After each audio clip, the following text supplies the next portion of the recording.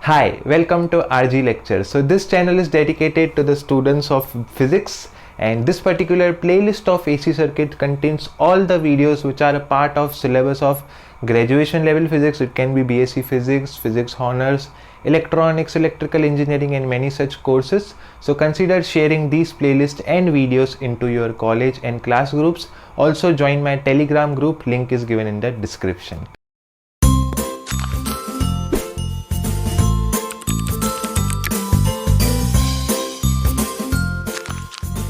Hi, in this video we will study LR circuit and CR circuit, and from this video the actual physics will start of BSc and BE, because from these videos we will start using complex numbers. See, in this playlist I have explained to you phasors, I have explained to you complex numbers, I have explained to you how the complex number impacts the phasors, right? What happens when we multiply a complex number by a phasor? What is the physical aspect of this mathematics term complex number, right? I have already explained in the previous video.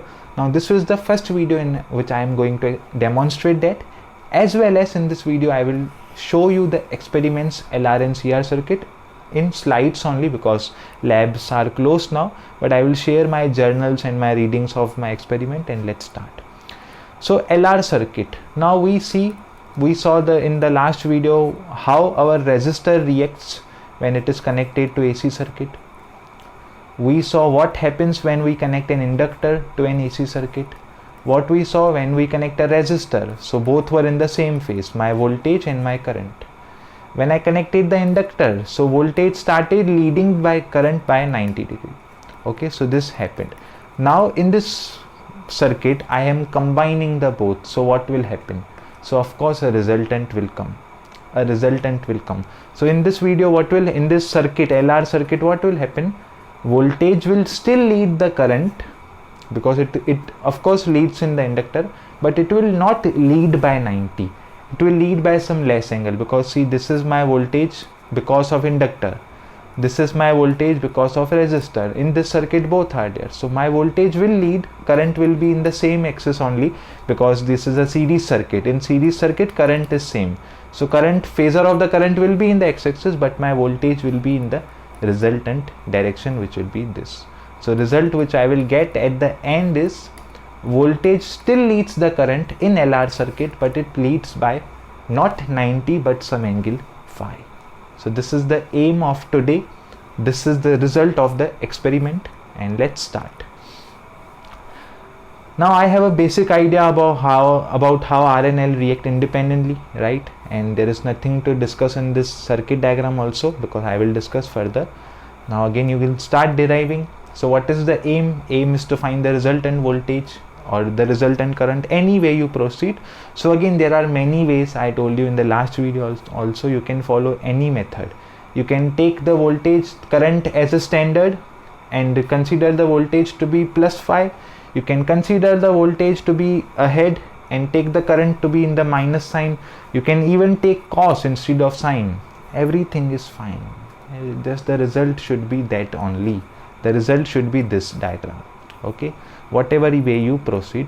So but we have to use the complex number. So let's start using the complex number.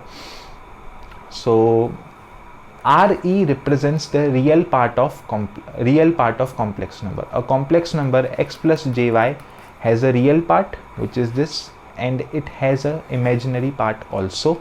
So let us represent our voltage. Now I have taken in the voltage, so I will take my voltage as E is equals to the E naught sine omega t.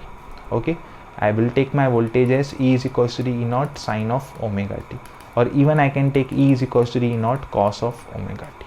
Okay, so in the video of complex numbers I have told you the Euler's formula. So this is basically Euler's form, you can say, or not Euler's form, but you can just consider to be a random exponential, in which I write e raised to complex number times my phase. So what is the phase here? So here phase is omega t. So I will write it as this. Okay, let's go slower. Okay, this is the simple thing. In current, suppose I have taken the equation I is equals to the I naught sine of omega t minus phi. So what will be the exponential form? E raised to j times the phasor. What is the phasor here? Omega t minus phi. not phasor but the phase. Okay, so this is the way we write these equations. Okay, this is the way we write these equations. So this is my voltage. Let my voltage, the real part of voltage, be this. So I call this as V star. Okay, I call this as a V star. V star represents the voltage in the complex form. Okay, I have using the complex number. J is the symbol for complex number.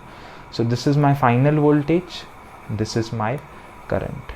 Okay, I am writing the equivalent voltages. If V is equals to the V naught cos omega t, so I is equals to the I naught sin omega cos omega t minus phi. This is the meaning of these two equations. Whether it is cos, whether it is sin, it does not matter. What matters is the phase, and that is omega t minus phi. Okay, why I am writing star? I am writing star because I am representing them by complex number. So this is my complex voltage, this is my complex current symbol.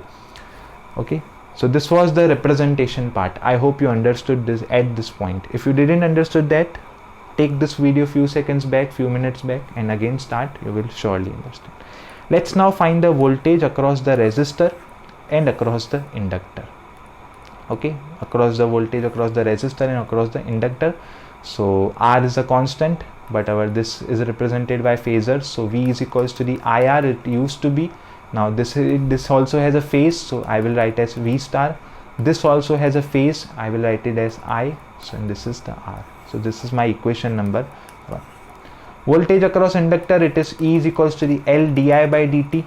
E has a phase, so I will represent it by V star L. L is a constant, let it be. Derivative is a constant, let it be. I has a phase, right? Anything which is represented by sine or cos has a phase. So those terms will be represented by V star and I star. Okay, so this is the simple form. E is equals to the L di by dt. Imagine here a star, imagine here a star, nothing different. Imagine here a star. Okay, so again let's have a look. So we have just wrote two equations with stars, nothing else. Let's proceed ahead. So now I want to differentiate this derivative term, right? I want to find the current. I have to find the current here. I want to find the voltage. Okay, my aim is to find the voltage. What will be my voltage? Voltage will be V star R plus V star L. This will be my resultant voltage. In class 12th, you cannot add these two terms because voltages used to have a direction.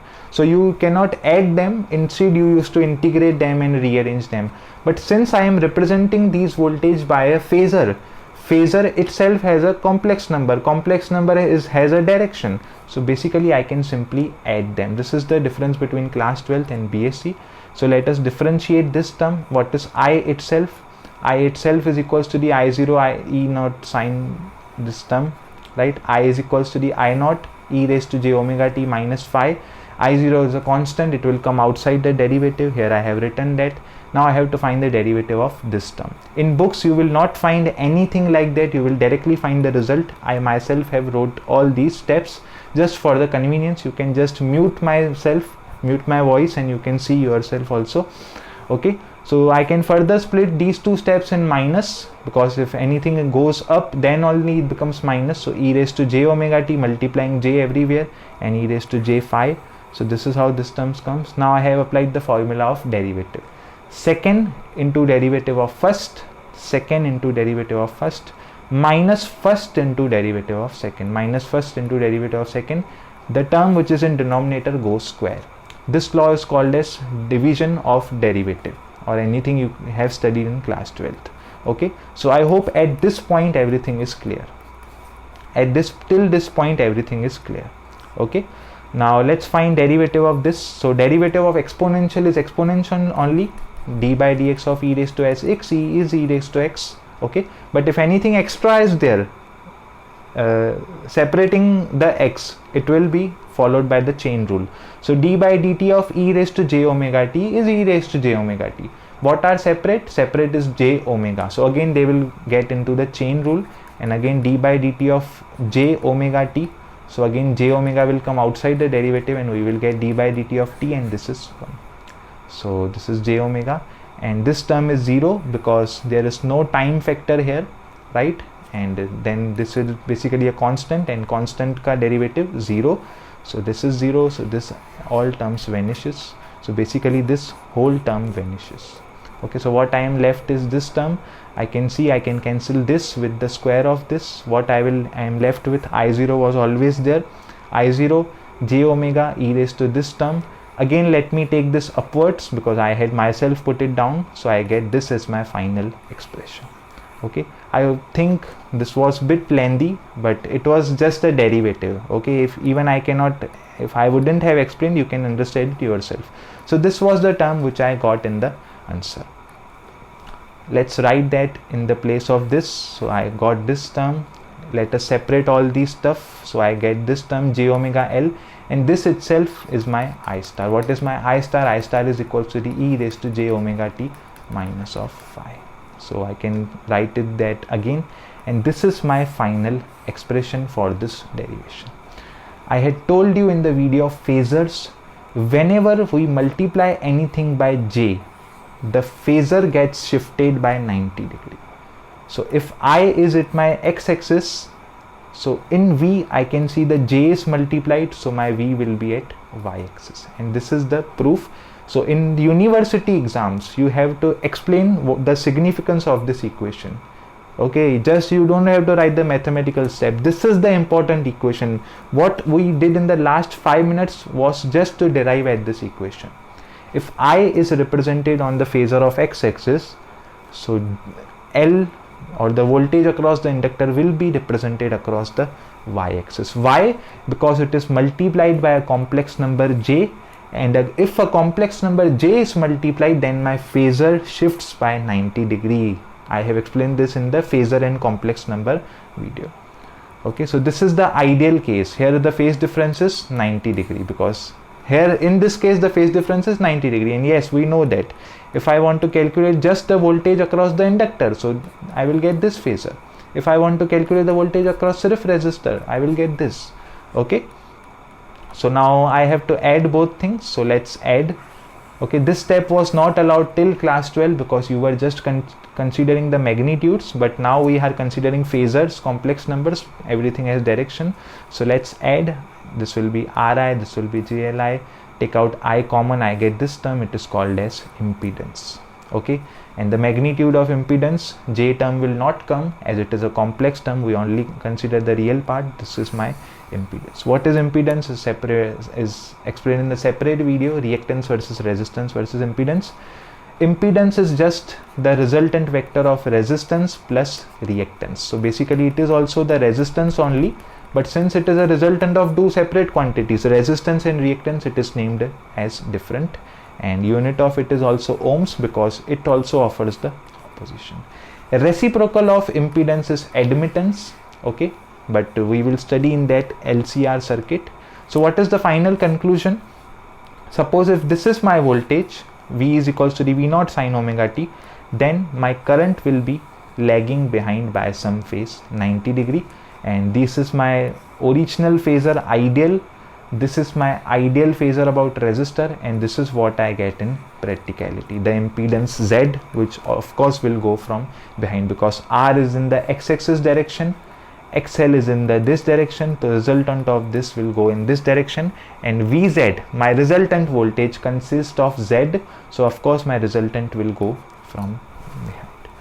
Here theta is positive, so positive theta indicates that V leads I by some angle 90 degree, which I told you in the starting of the video. Let's talk about experiment, LR circuit experiment. So this is the real life circuit. You have a transformer. Okay, you have a transformer, step down transformer, because you cannot take the things and connect in the direct board. You have a transformer, step down transformer, which step downs the voltage. You have a ammeter connected in series with the LR thing, right? You have a voltmeter connected in parallel with the LR circuit. So this is the way is the connection. Okay, and instead of one resistance, we have complete resistance box. Okay, the reason behind this is we have to change the resistance constantly. Okay, so this is the way connection is done here. Okay, of course this is not there, this single connection is there. Now this is my journal of first year BSc. So I have applied the AC voltage of 20 volt. That means this step down transformer has shifted my voltage from 220 to 21 volt. Nice. This resistance is the internal resistance of the inductor. What is inductor? Inductor is just wires coiled upon each other. So of course they will have a resistance because a wire itself has a resistance. So that is the internal resistance of the inductor, and this is the frequency of the AC supply, which is the power source that we use, plug that we put in. In India the frequency is 50 Hertz. Okay, so what we have to do in this experiment, we have to change the resistance from the resistance box. So as soon as I will change my resistance, so this is the resistance which I am changing from the resistance box. I have to change my color, I think. Okay, this is the thing I am changing from resistance box. So since my inductor is connected in series, so I will add the internal resistance of the inductor because it too have a resistance. Then I have found out the square of it, then I have found the current, and from current I have found out the impedance, then I have take out the square of impedance Z. Okay, so basically what we do here, we find the value of Z, we find the value of Z, and we plot the graph of R square versus Z square. And most of the students do not know why we plot the graph of R square versus Z square. Okay, everyone will plot the graph of Z square on Y axis, R square on X axis. Why cannot I plot this graph? Why I have to plot the graph? What does this graph indicates at the first reason?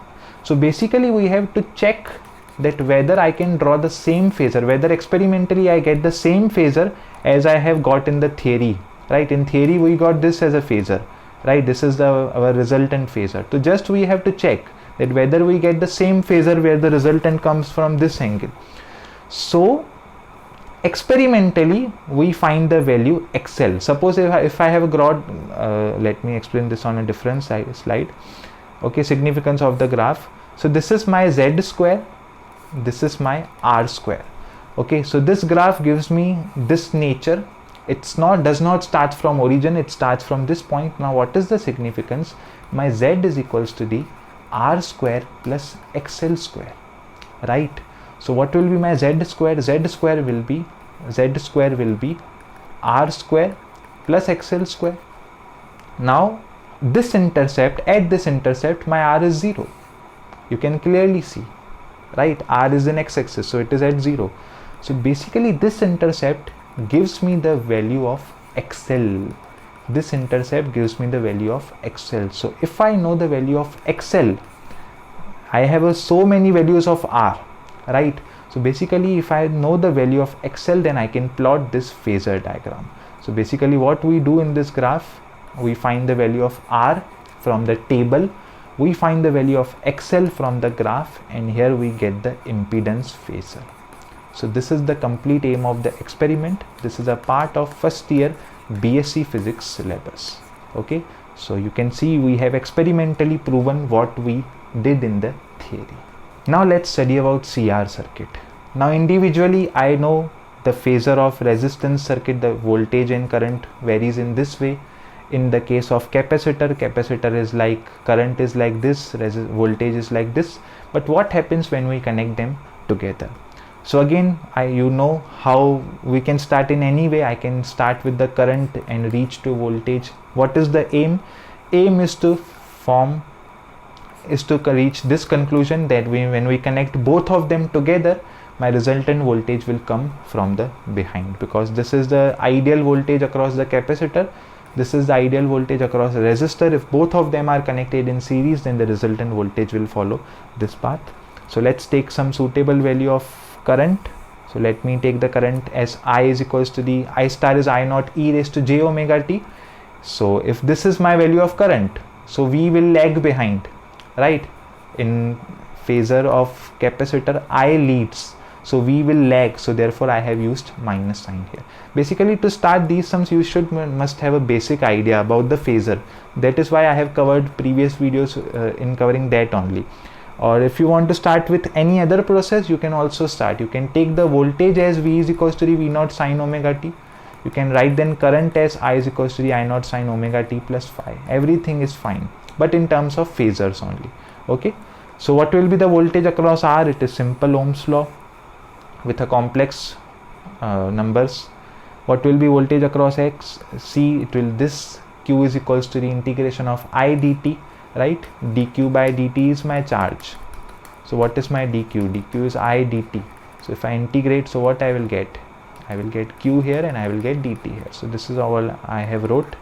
I of course is a phasor, and finally I get this as my answer. Of course I have performed the steps. In book you won't find any steps. So this is the integration of I star dt. I itself is equals to the I0 e raised to j omega t. I0 is a constant, it will go outside the integration. I am left over with this. Integration of e raised to j omega t is j omega t, but whatever is it t will come behind, so will come below. So this is the term, and that's it. This itself is I star is equal to I star as I defined. So I got the answer of integration as I star j omega.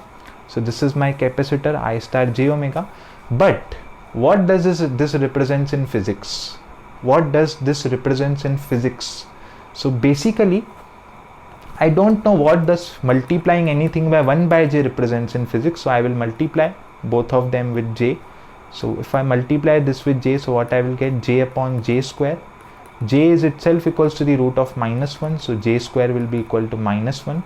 So I can write this equation as minus j. So here you can see that 1 by j is replaced by minus j. If I multiply anything by j, my phasor gets shifted by 90 degree, right? It gets shifted by 90 degree in the anti-clockwise direction from x-axis to there. We saw this in the LR circuit. But if I multiply by minus j, it will shift in below direction. So this equation again is the most important equation which shows the ideal characteristics of a capacitor connected across the AC voltage. So AC voltage across the capacitor is minus j times I star. So I star is considered on x-axis only because that is the reference point. So where will be my V star? So V star will be across the below side of y-axis. So this again you have to write few words on this equation while expressing in the university exams. Again let's find the resultant voltage. You cannot use to do this step in college 11th 12th because everything have a direction, but yes you can there because we are using complex numbers. So let's write these terms. Let us take out common and again we will get this equation. So again this is Z impedance, 1 upon Z is admittance. Okay, what is this term called as omega c? It is called as again reactance. So what we got in the answer is V star c is j, but of course I had proceeded again.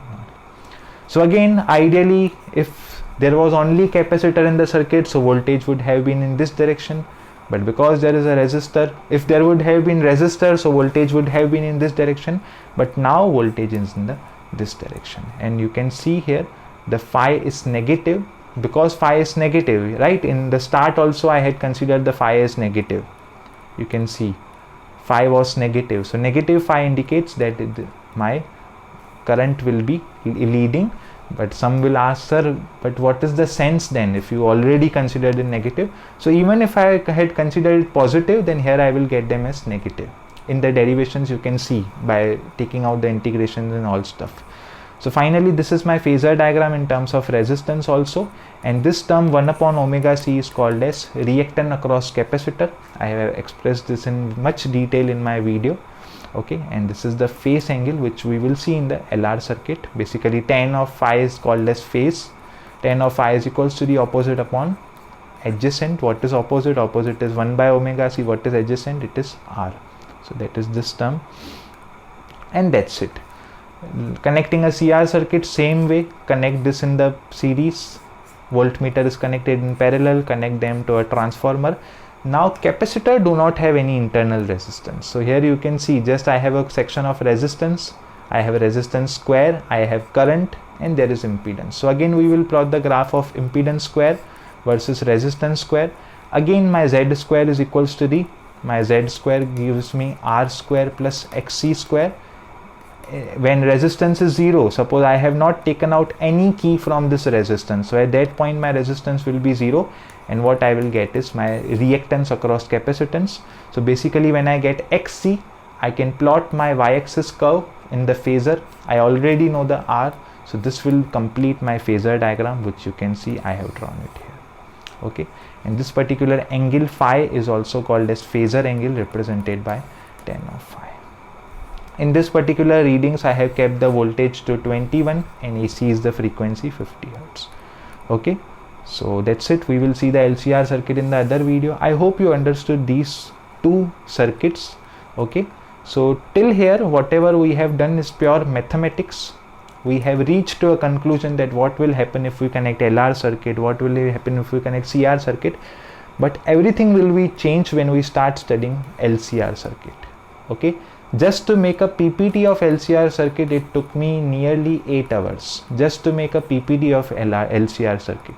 So imagine how lengthy that topic is. Okay, so CR circuit is covered, LR circuit is covered. What does these circuits indicate? So if you want to learn that what was the conclusion was very simple. This is the phasor of LR circuit.